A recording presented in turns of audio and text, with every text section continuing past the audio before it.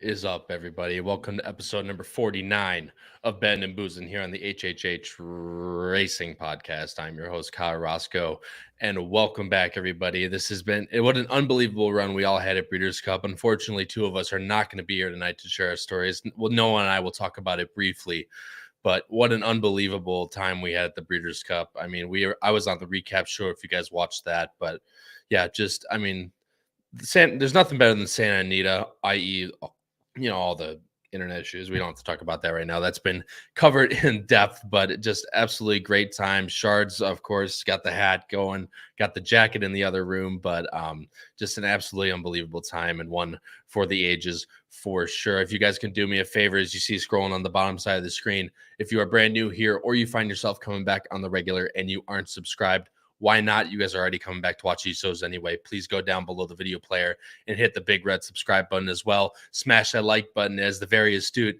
Stephen Vanderbrook says. Smash that like button. Thank you very much, Stephen, for joining the show, man. Greatly appreciate it. But yeah, subscribe, like, hit the notification bell, everything per normal that you guys should do when you come in to this show. But going through, if you want to listen on audio, Apple Podcasts, Spotify, and Anchors, where we post not only every single episode of Bettin N Boozin, but every single episode posted here on the HHH Racing Podcast YouTube channel, all goes up on Apple Podcasts, Spotify, and Anchor. So please go rate, review, and subscribe over there. The normal Power Picks, guys, the Breeders' Cup Power Picks, if you guys were a subscriber, you guys definitely cashed, as we had many scores on there, including I believe 2 or 3 pick fives for $750 each that were given out by Howard, Peter, Paul. All of us had, I think I had 6 winners out of 8 or 6 winners out of 9. It's all escaping me at this point, but just for me, and all of the other guys had many winners that second day as well, along with the first day. Paul gave out just FYI as well as other horses that day. He easily won the first day, so you guys are missing out if you guys aren't subscribed to the Power Picks. These are normal. The normal Power Picks are back. Not that they were left, but they're back in full swing now. 2 tracks every Saturday. Price plays, spot plays, grid plays, everything you need to be successful on a horse racing weekend. Patreon.com/HHH Racing Podcast. Link is also in the description. For only $4 a weekend, guys. You're the amount of information you get for only $4 is unlike anywhere else. So please go down below and check that out. And then, guys, real quick, of course, HHHRacingPodcast.com, set up by our wonderful co-host of the Flagship show, Pete Visco, covers everything you need to know about us, and also has previous editions of those aforementioned Power Picks if you guys want to take a look before you subscribe. But, guys, we're going to get into it. We're not going to waste any more time here. It's only, like I said, it's only me and one other guy. Everyone else ditched except West Coast bias himself, Noah Maher. Noah, what's going on, my friend? What's up? Nothing. Like I said, I met you for the second time, I believe now, because obviously we met or third time actually. Because if you're going way back, when you were on the TVG set, that's when I first met you. But talk about your Breeders' Cup. Any bets you want to mention? But what an unbelievable time. Yeah, it really was. It's crazy to think that it seems like that was so long ago, but it was, just a little over 2 weeks ago. Hey, when you're not doing shows, you don't do a show last week, all of a sudden everything goes. Yeah, it's we had a great time. Good to be back in the normal schedule. As for bets, I had a pretty successful Breeders' Cup myself. If you guys saw on the Power Picks, both of my best bets, both Friday and Saturday, both won. And I think both my long shots were in the money. So hopefully you guys did as well as I did. Yeah. I mean, look, I was staying with you for all those races. It seems like every time I turned around, we were, we call ourselves stairs people at that point because we just kept standing on those stairs. But hey, when it's working, you don't go anywhere else. Yeah. And I see the hat in the background there, man. Yeah. I love it. But I want to give a quick shout out to a lot of people that we met. I apologize in advance if I do miss you. But Robbie Courtney, Penn State Scott, who else? Michael Austin, Jeff and Jim, I believe are their 2 names. A lot of the guys all came out of the BCBC room and said hi to all of us. So thank you to all of you lovely viewers for coming to meet us for the first time.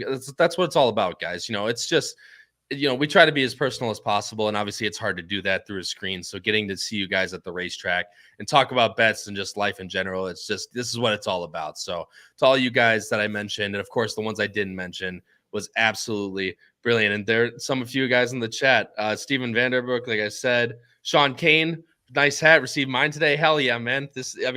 Like I said, this is what I got. Wish I had the jacket here with me too, but this is what it's all about. You have to get at least one. Sean, thanks for joining the show, man. Greatly appreciate it. Ray at the Wire, what's going on, my friend? Thanks so much for joining the show. Greatly appreciate it. Penn State Scott, as I mentioned, pleasure to meet you and your fiance at the Breeders' Cup. Did bring the beautiful. If you guys follow me on Twitter, you would know I brought the beautiful Emma with me, and she had probably more of a blast than I did. But thanks so much, Penn State Scott. Greatly appreciate it. Oh, yeah, here we go. Penn State Scott says highlight of the day was when you went sprinting by me, yelling my name. Cody, who's that? Really? That's fucked up. Like but that's hilarious. But dude, I had to get there. I had to get into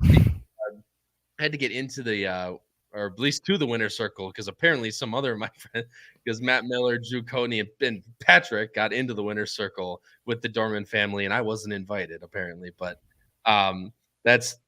I turned to look and saw you, Tower. Yeah, it's me. Of course, it's me. Who's the other running through the Breeders' Cup crowds? But guys, we're not going to waste any more of your time. An absolutely great Breeders' Cup, but we're right back to business. We're going for the Churchill Downs Late Pick5 this Saturday. Oh, Paul. Words in the English language, master of the seas. And funny you say that, because for those of you that would know, actually, Paul, thanks so much for the show. Of course, I met you at Keeneland, and I got my money back with Master of the Seas. The doubles into that mile were actually paying a lot. So I wanted to bet $60 into a double, and I wanted to bet into Songline. But the doubles were so high. Like Songline, I think, was paying like 7-1 or something like that for $1.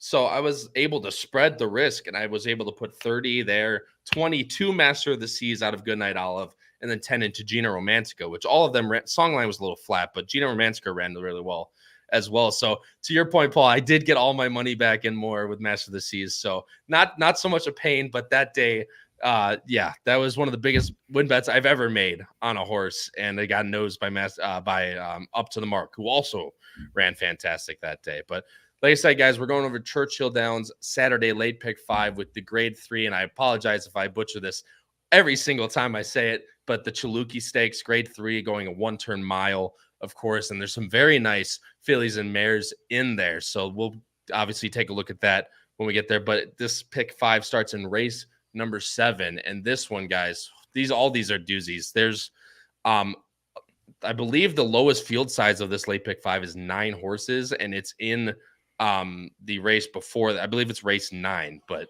there's so many horses, great fields, and there's a lot of different ways you can go, as you'll see by our picks as we come to here now. But this is a full field of 12 with 2 also eligibles as I bring it up right now. Obviously we don't have morning lines yet, but I'm assuming either the number 5 Beautiful Mischief, the number 12 Hope Mission is another possibility, or the number 9 Phantoma. Those would be kind of vying for favoritism, I would say. I'm not sure where it might land, because these are going to be very wide open races. But let's see, as I switch over the picks right now, as we're clicking all the buttons, you all know what it is. I'm going with the number 5 Beautiful Mischief, but Noah out of left field going with Bedazzle Him. And this is a horse I was thinking about, because like I said, there's just so many different ways, so many different, points you can make for these horses. But for Jeff Angler, Luan Machado, I ran well last time at Keeneland, just kind of was a little bit wide. Noah, what'd you like most about Bedazzle Him? Well, before I talk about Bedazzle Him, the fact that you mentioned the 3 favorites in the race and you have them top 3, that's just perfect to start out the show. I got my reasons. We'll see. Yeah, I went out a little out of the box here with Bedazzle Him. I was actually really impressed with the debut at Keeneland. Start on the rail is not the easiest thing in the world, and had a really weird start and was way back early. This race was a race we actually covered. Yes, it was one of the morning shows. I think it was a Saturday. And you like Denim and Pearls, and I like Sweet Galamine. And they were, nose and nose on the wire. But, I think that race was pretty live. And like you pointed to, the horse was wide, kind of made a sustained middle move and was trying to close into Denim and Pearls, who went wire to wire. And a $750,000 purchase. So just a horse that I think is, well meant, should improve second off for a pretty low level barn that I feel like not a lot of people are going to pay attention to. Well, and that's the thing, right? Is because I watched this replay and I thought that Bedazzle was actually going to take a pretty decent amount of money, just because of that type of trip and starting from the rail. There's a lot of different reasons you could make for her, excuse me. But I mean, yeah, the lower level barn might sway people in a way, but this horse has been working lights out at Turfway even the last two November works 4th. after the race have just been absolutely off the charts. So Bedazzle could definitely be live. And this is one that, I was thinking about putting in like third, just kind of a clunk up. But if Bedazzle can get a little bit better out of the gate, kind of sit in mid pack and not be so wide, Bedazzle is definitely one to keep in mind for sure. I mean, not to mention the price tag on this horse is $750,000. And, it comes down just Cindy, who won the Sherryville Stakes at Saratoga last year, half to that horse. And by not the latest Triple Crown, but the second latest Triple Crown winner. Obviously, one's out of American Pharoah, one's out of Justify, but Bedazzle is definitely one I could be looking towards as well. I went with the number 5, Beautiful Mischief, for Keneally and Saez. This last race, I know it's on the turf, but this last race is what really led me to this horse. Is the first race just completely out of it, back 14 lengths dead last, never really was given any sort of a chance. Keneally puts her on the turf, which I don't really think that's where she wants to be. As you can look at her progeny here. She's not good first time out, but 4 for 6 in the money, 2 for 6 on top with her 2-year-olds. And if you go to siblings, you'll see Engage is the top for Asmussen, who won the Phoenix at Keeneland, was 4th in the Breeders' Cup Sprint behind the year Matoli won that race. Just a very nice sprinting pedigree here. Gate Runner is a horse that's running now for Pletcher, who has one win by actually going longer, a mile and a quarter. But the one-turn Wilson Shoot Mile at Saratoga ran second, granted in a claiming race. But just the halves is what pointing me with a lot of experience. I think Beautiful Mischief is not one to take lightly, especially with Louis Saez back aboard, who should be able to get this daughter of Into Mischief into a very good position. Beautiful Mischief is definitely where I'm going to be keying my look around in this race. Although, as we keep saying, it is wide open. No, I'll let you finish out with your last two since they're next to each other here. Hope Mission all the way on the outside for Brendan Walsh and Godolphin and Gaff Leone. Obviously not one to be taken lightly. I'll deal. The post is a little dreary for this horse, especially two.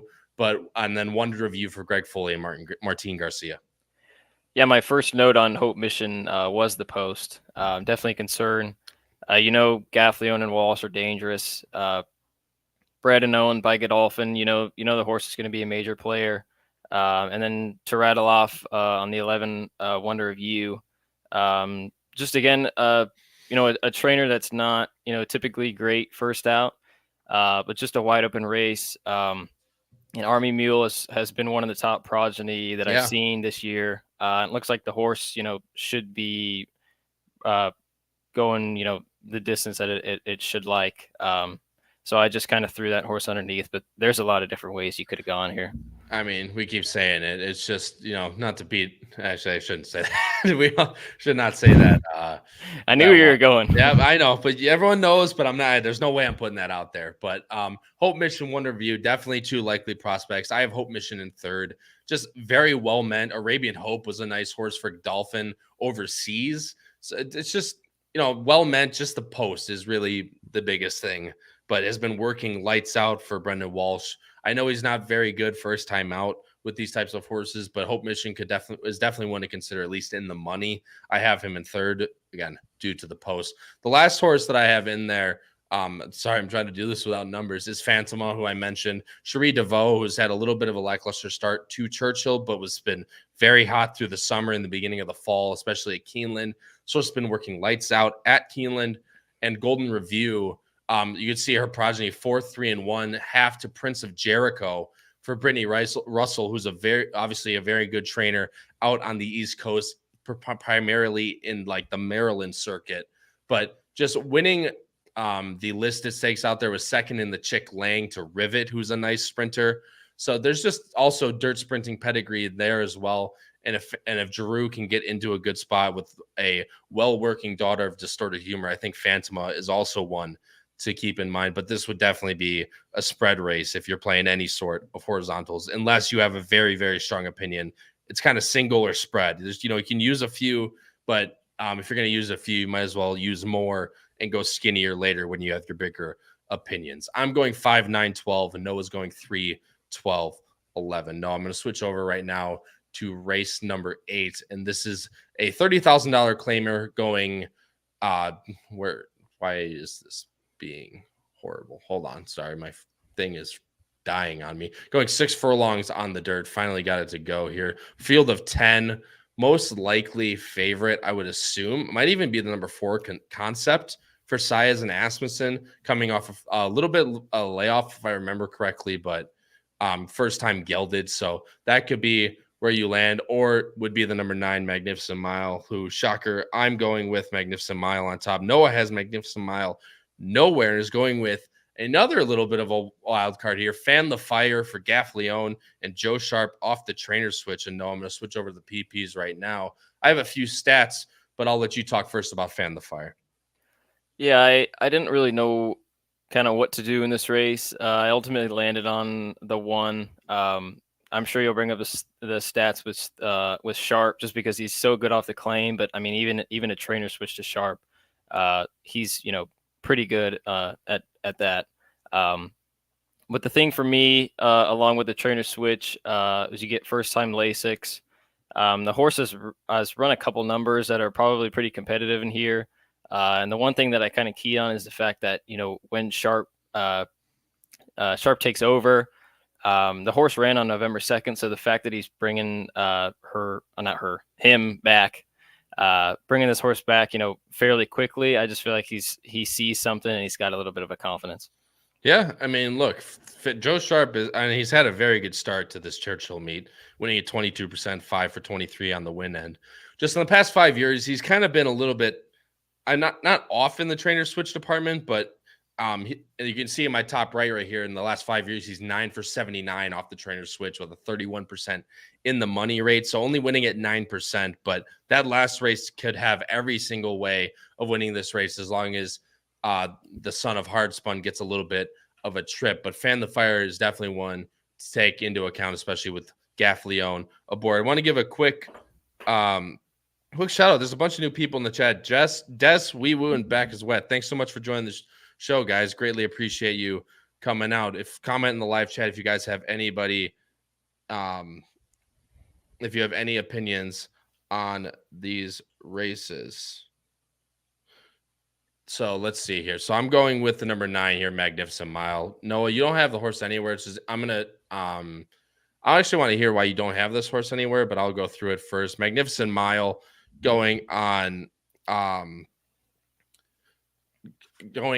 very nice trip these past 2 races, albeit in pretty cold paces. Going Keelan the Slop in 46 flat for the half mile at 6 is a little bit slow, but was still able to close up to Camp Daddy, and that is definitely one to watch for sure. But sorry, I'm a little bit scatterbrained right now, but Magnificent Mile just looks to sit a really nice trip, and there's been a few throughout the first stint of these Churchill meet, the first 2 weeks.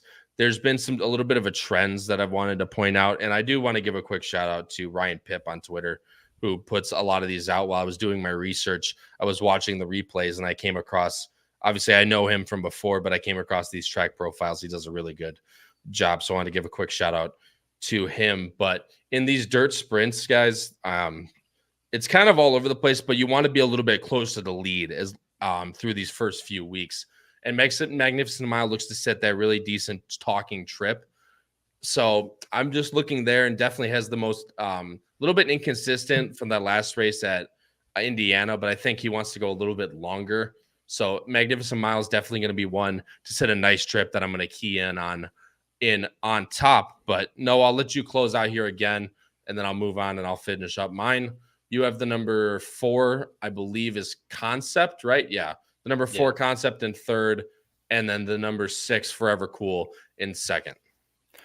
Yeah, I'll go with Forever Cool, who I've got in second. Like I said, I didn't really have a lot of confidence in the race. So I just threw this horse in second, just because I like the cutback. Last 2 races we're going 7, and a horse that seems pretty versatile, can close into a hot one and can kind of sit off a cold one.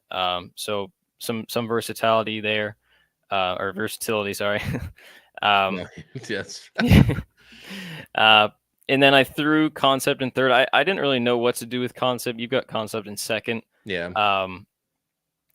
It's a voided claim for Asmussen. Horse has been on the bench for quite some time and first time gelding.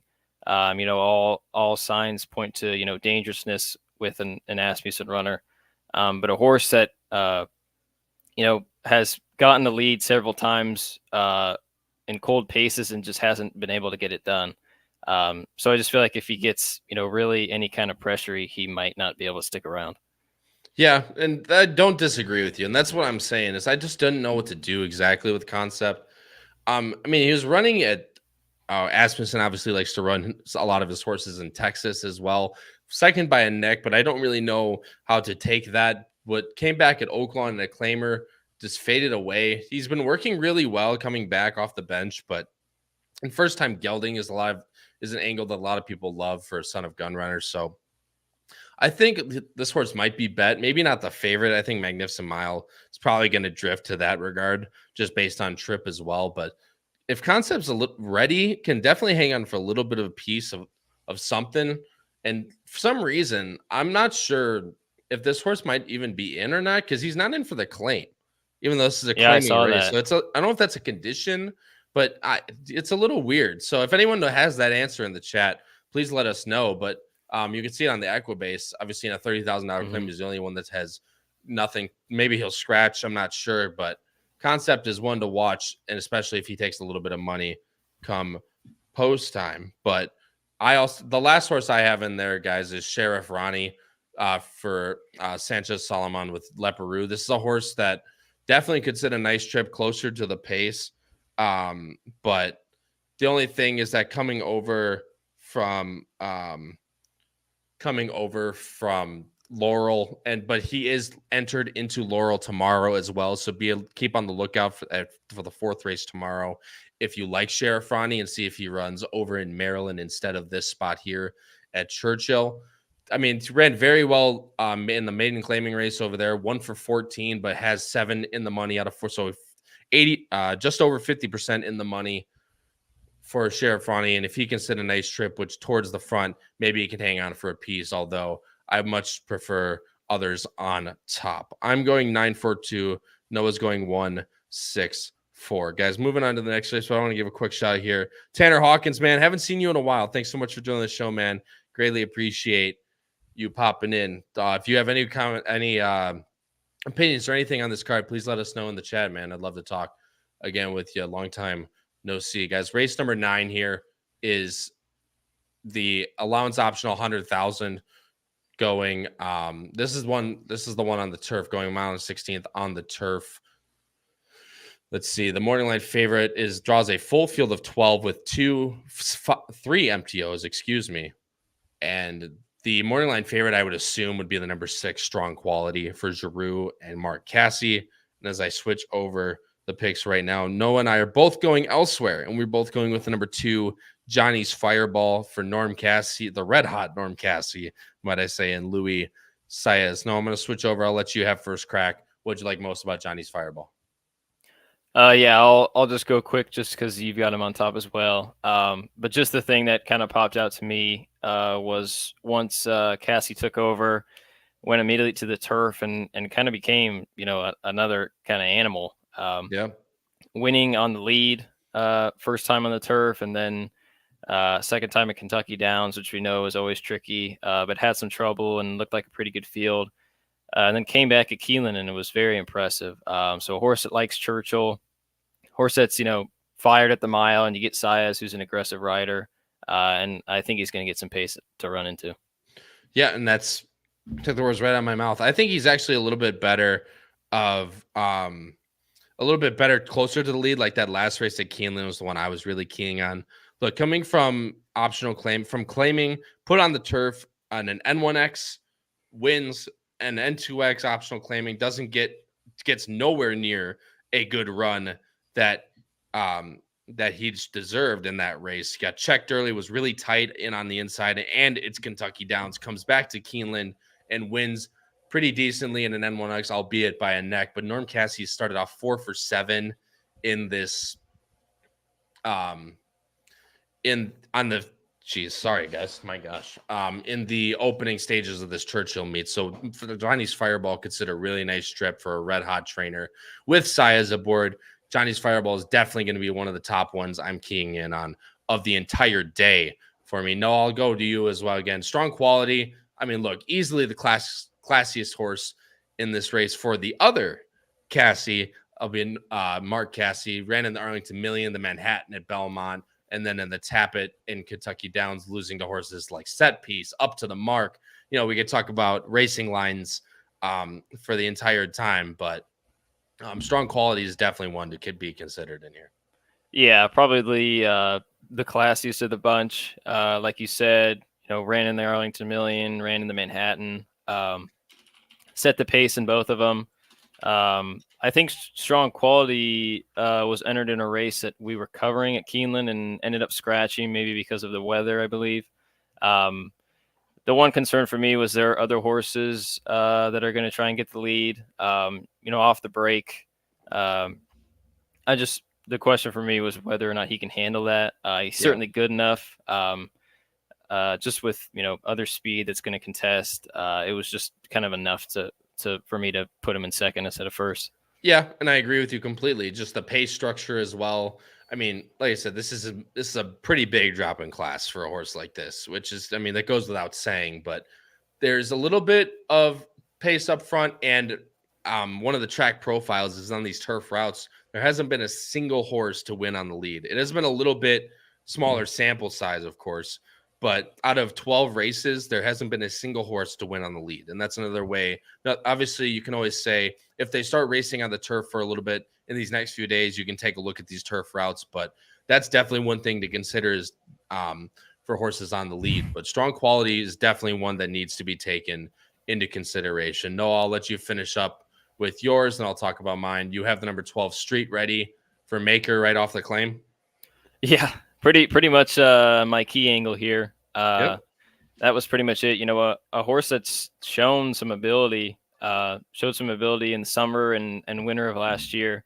But those last two hasn't really shown it. So like you kind of pointed to, I'm just hoping that, Maker is so good at getting these horses that go long on the turf, and maybe he's able to do it again. Yeah, I know. I mean, that's the thing is, you got to see if these horses that have back form, we got to see if they can replicate it again. But there's one person that can bring it out of a long distance turf horse that showed some ability before. It's definitely Michael Maker from Michael Hui, and Gaff Leon picks up the mount. So definitely one that could get, as long as he can tuck in and sit a nice trip. I think Street Ready, if he is ready off the claim for Maker, could be one to consider. I'm going with the number 4, Big Blue Line, the Maryland bred, in third.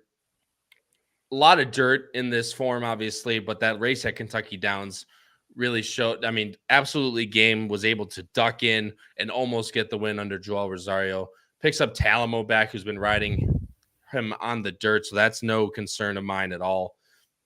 It's just a matter of, can he replicate what he did on the turf at Kentucky Downs?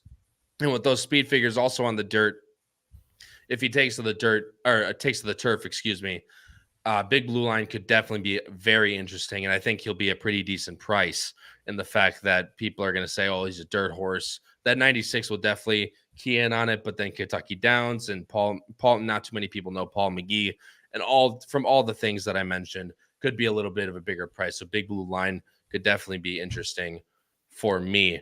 So I'm just going to Tanner Hawkins brings up a good point. Any interest in Native Thunder underneath at a price? And I'm trying to it's a little tough when we don't have the numbers here. I know, that's what I'm saying. I'm like, okay, there he is. I'm trying to find him so I can avoid scrolling on the screen. Native Thunder for Dallas Stewart, Leparoux.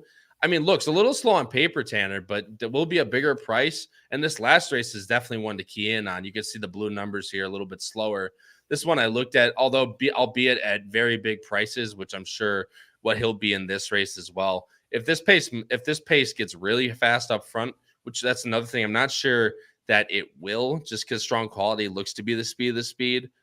But the way the track's been playing these past few weeks with a horse like Native Thunder, who will be coming from the back, could definitely be underneath. I would say probably for third, if you want to key him in some kind of trifectas or anything like that underneath.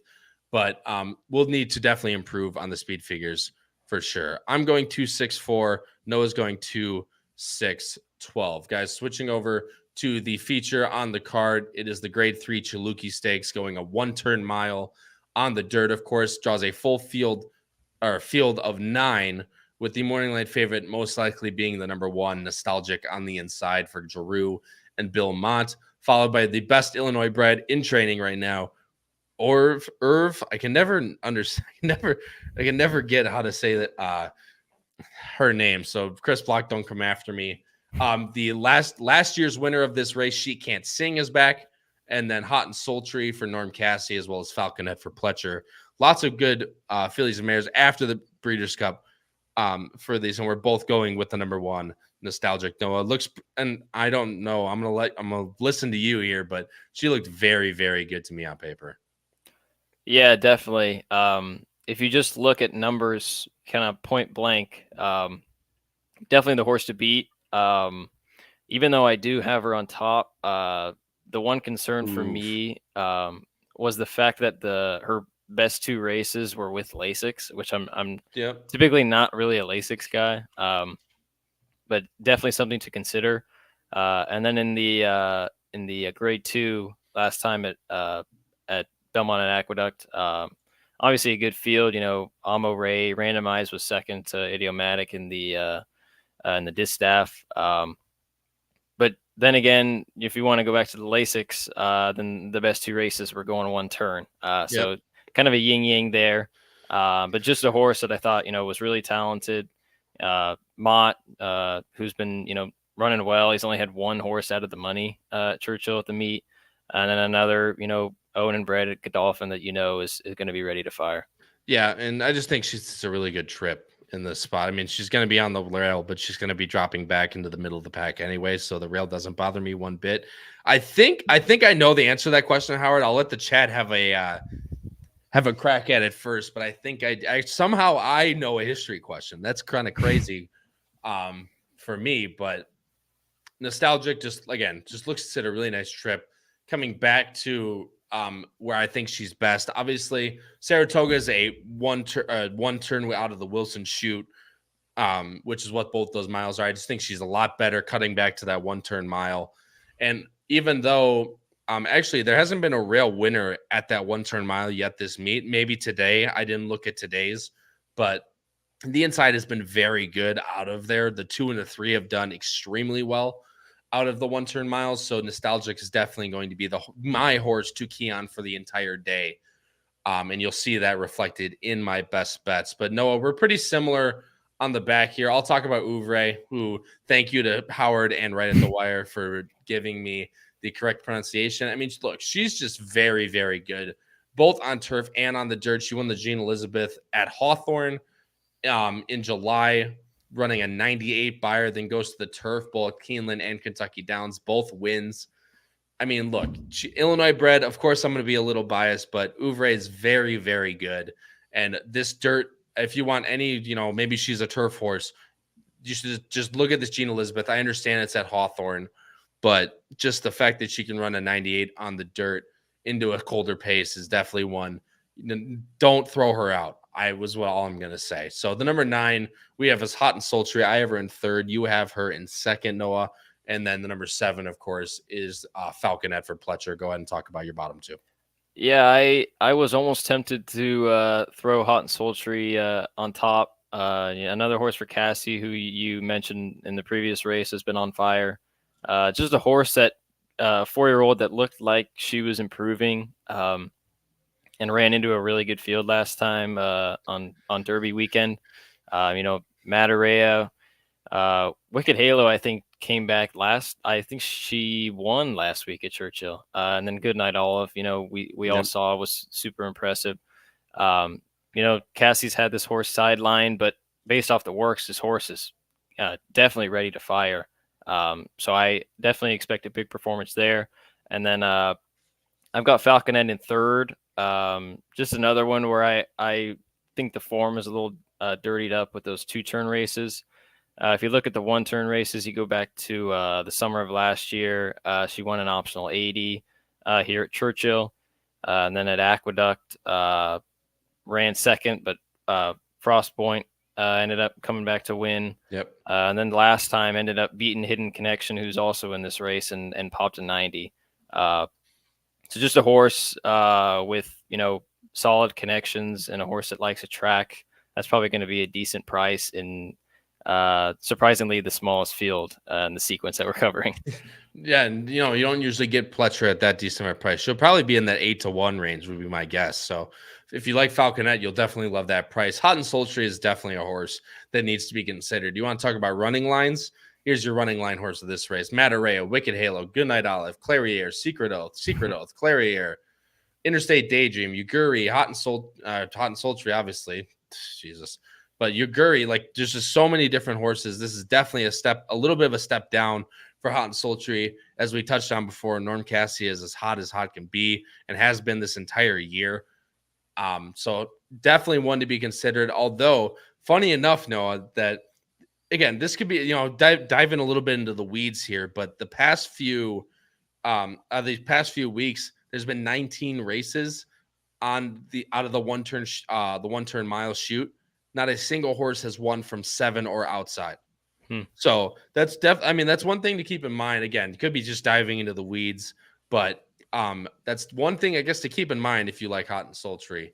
But again, the last horse I want to talk about real quick is She Can't Sing. Another really versatile horse for Chris Block. Won this race last year by 3 3/4.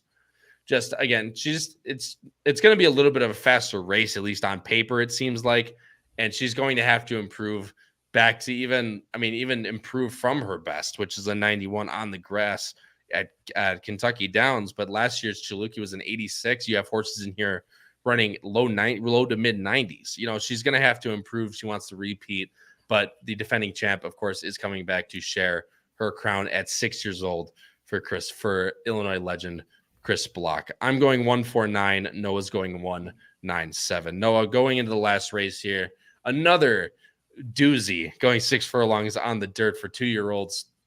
And as I go down for 2-year-old fillies, that is another full field of 12 with 2 also eligibles. And I'm switching over right now. And the Morning Light favorite can go so many different ways in this one. So I'm not even going to will a guess at it.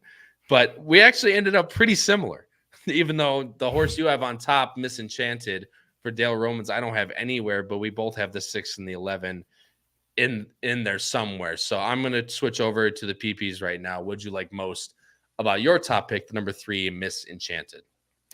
Yeah, like Kyle said, just another race. I thought it was pretty similar to the first race, where just a wide open maiden race with a lot of firsters. I took a shot with this firster, even though Dale Romans, I'm sure you're going to bring it up and poo-poo Dale Romans about his first timers. But it's, West Point Thoroughbreds, Maximus Mischief, another horse that's been performing, a lot better than the 7,500. I'll tell you that. Yep. But yeah, just, wanted to take a shot. A couple weeks ago, or probably at least a month ago now, I had the incredible achievement of tipping out this connection in a 2-year-old race at one of the morning shows on Keeneland. So when I immediately kind of saw, 2-year-old filly and these kind of connections, my heart kind of went straight to him. Yeah. So you're right. Look, and there's no one gonna be taking it away. I can't take Dale Roman's first time out. I'm just gonna bring it up real quick. Noah brought it up. I wasn't, maybe I wasn't gonna do it, but he brought it up. In the last 5 years, Dale Romans is winning at a 6% clip first time out, 10 for 169, and only 18% in the money. That's 18% in the money. So at a horse that could be bet down, I don't know if she really will be, but a middling price horse that with the connections that I might be willing to take a shot against. Excuse me, just first time out for Dale Romans. But the horse I like on top is the number, the number 6, Copper Drop for Asmussen, Winchell Thoroughbreds, Ricardo Santana. First time out on the turf for Copper Drop, which I thought was really interesting. Although Copper Bullets, obviously Copper Missile is one to point out. 1 for 18, but winning at 17% clip with the 2-year-olds. And hasn't won on the turf sprint yet, but obviously has done very well at turf routes. But you see these dirt numbers here, 17, 33, and 50% on the wet dirt. Copper Missile has been Copper Bullet, excuse me. Like, got my horse on the mind, but Copper Bullet has been very good. You look at Teardrop and you look at the siblings, Costa Terra. Does that bring up anyone? Pneumatic, Echo again, just very, very, very obviously Gun Runner, Uncle Mo, and Gun Runner. So the sires might have something to do with it, but Copper Bullet's been no slouch himself with his first crop this year, and Copper Drop coming back to the dirt where a lot of his progeny have had, or a lot of her progeny, Teardrop that is, have had success on the dirt. I think Copper Drop could be very, very good come Saturday. Although a little bit bet down, you're gonna want to see the board in a race like this. It might be all over the place. There could be a clear-cut favorite. The board will be your friend in this one. And Noah, I'll let you close it out here. You have Copper Drop, anything I didn't mention, and the number 11 Sonador, who I have in second as well. And then I'll close out with the 7. Yeah, the one thing with Copper Drop, you kind of mentioned it. I didn't really get to see those stats, but just looking at the horse on paper, it was definitely weird that Asmussen debuted this horse on the turf. But I think the dirt is ultimately what the horse wants. So second time out, that natural progression, and Ricardo Santana. I think the horse is definitely live. Definitely going to be, showing some speed as well, which is not a bad thing in these kind of races. And then I got Sonador, who somebody in the comment mentioned that they like Tanner Hawkins. Tanner, jeez.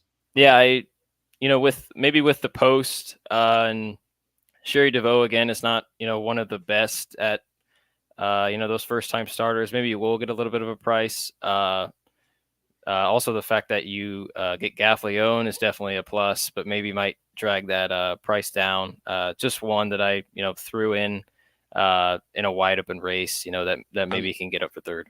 I mean, I'm there with you. I mean, she's been working lights out in the Kentucky circuit. Ran at Keeneland where Sherry DeVoe, I'm sure, was looking to get her a start, but didn't end up getting in. Maybe she wasn't ready. But that last work at Churchill, I'm sure, tipped out go. The post is something to keep in mind. Of course, drew the 11 hole, but I'd much rather have a 2-year-old outside than I would on the inside. So if Sonador has any type of early speed, maybe can sit, as long as she can tuck in, I think she's very live. And on Smart Strike, if you go to the siblings here, Heroes Reward was a very good dirt sprinter on the East Coast, and that's really the only one that she's had run and has gotten into the mid 80s dirt sprinting. So that's definitely someone to keep in mind. I think Sonador would definitely be one to consider, and hopefully at a decent price given the post. But I have the number 7. Who I got to count again. I can never remember. 10, 9, 8, 7. Pretty strong for George Arnold, who's another one who's not very good first time out. I'll just go to his stats as well, just since we're going through them here real quick. 10 for 170, another 6%, 29% in the money. But this is one that pretty fancy out of Liam's map. It almost seems like this horse might be willing for the turf. But this 46-1 work, guys, was an absolute bullet for this. And every time you don't really see George Arnold's working like that. So the fact that this horse ran out of its skin in that workout is definitely one to consider. And Pretty Fancy was a very nice turf sprinter, or dirt sprinter, in her own right. So Pretty Fancy could definitely produce a very nice horse, especially for, like I said, for Rusty Arnold, where his horses do not work like that. So the 46-1 is definitely something to key on. Of course, look at the board for any type of tell. I'm going 6-11-7. Noah's going 3-6-11. Guys, thank you guys so much for being here on our show, basically our comeback show, episode 49. And tune in next week, guys, because next week is the 50th episode, and we might have a little bit something special brewing for the 50th episode. It might have something to do, and I don't want to, I'm going to basically completely spoil it, but I don't want to spoil it completely. Up in the top right corner you see of the stream, it might have something to do with that bad boy. As we know, we have a few new co-hosts, and it's just me and Patrick. So keep an eye out for that next weekend. Obviously, I'll post all about it and everything like that. But be sure to tune in next Tuesday. Excuse me. I almost forgot. Next Tuesday, due to the holiday of Thanksgiving, we are having our show next Tuesday instead of Wednesday. So keep that in mind as well. But it will be our 50th episode, and hopefully a little bit of a celebration. We're almost nearing a year of episodes of Bettin N Boozin, which obviously is all thanks to you guys. But it was just a startup that Howard and I came up with, and it's really, it's really taken off. So we really appreciate you guys joining in and watching the shows. Noah, your best bets that I go over here. You're going to the two trees. Race number 7, a win on the number 3, Bedazzle 'em, and in race 11, a win on number 3, Misenchanted. 2 of the first time starters that you'll get a pretty decent price on. Yeah, that was kind of my thinking. The bookends of the sequence are very similar races. 6 furlongs for the girls. I wanted to go with 2 prices just because exactly. But yeah, I wanted to go with 2 prices just because these maiden races are always so tough when you got all these first timers. You're not going to be right often, but when you are, you want to be able to cash for something big. I'll say I'm a little more confident in Bedazzle 'em, just because she's run before, and have that natural progression second time out that I've talked about a little bit. But again, with the races being so wide open, I just want to take a shot and see if I'm right. The other 3 with my top picks, I feel like they'll be a little bit of a lower price, and I'm not really all that much confident. Or more confident than these other 2. So why not go with the bigger prices? Yeah. I mean, look, especially as you stated, the maiden prices is where you're going to get, geez, I'm just freaking dying over here.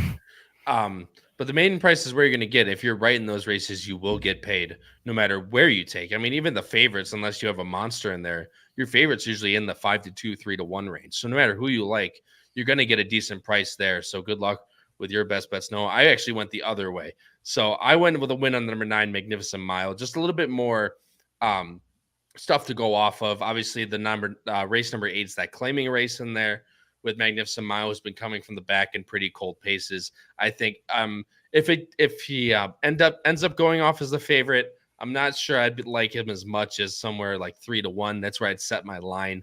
Anything underneath, I might not play. It all kind of depends on where's the money going in that regard.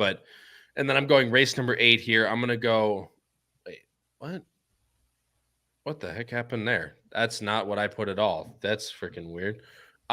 Either way, it is race number 9 that I'm doing the double in. It is 2-6. So that's Johnny's Fireball.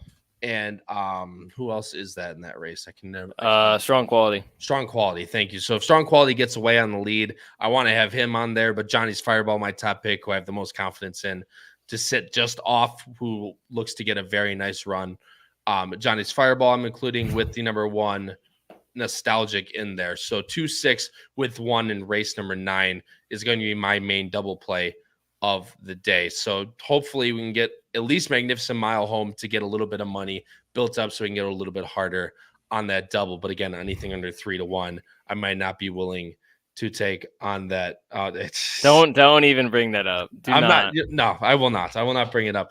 Although, no, I'm just kidding. Kentucky. They lost. Who did they lose to yesterday? They lost Kansas. Kansas was the number 1. I guess if we're on the topic, I'll talk about it. They played in the Champions Classic. Kansas is ranked the number 1 team in the country. I think we're 16 or 17. The frustrating thing is we dominated like 75 to 80% of the game, and we don't know how to run offense in the last 3 to 4 minutes of the game. So that was a bit frustrating to watch. Definitely should have won that game. But early in the season, I think we'll be fine. I know you'll be fine. I mean, you just got to get into the swing of things, of course. But look, losing to Kansas is not that. I mean, look, there's no fault in, especially hanging with Kansas most of the game, as they're easily the favorites to win this year's national championship. But look, basketball is not football. There's a lot of games to go. Michigan is going to be nowhere. I'm sure of it, as per usual. Got to look at football for that, but we can just crap on Charlie. That's what I'm looking forward to.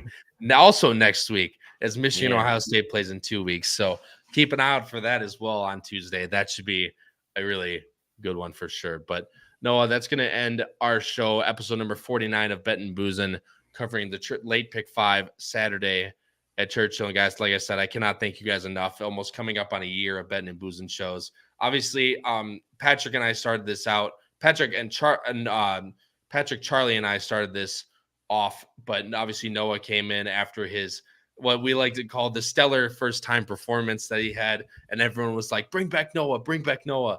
So we had to bring him back, of course, and brought him on as full co-host. Now, all of a sudden, we're going to the Breeders' Cup together, and now we're coming on a year of shows. And like I said, couldn't have done it without you guys. So all we can do is thank you. But for my co-host, Noah Maher, the two guys that ditched us, I have been your host, Kyle Roscoe, in episode 49 of Bettin N Boozin. Good luck and crush your bets this Saturday at Churchill, everyone. Thanks, everyone. Have a good night.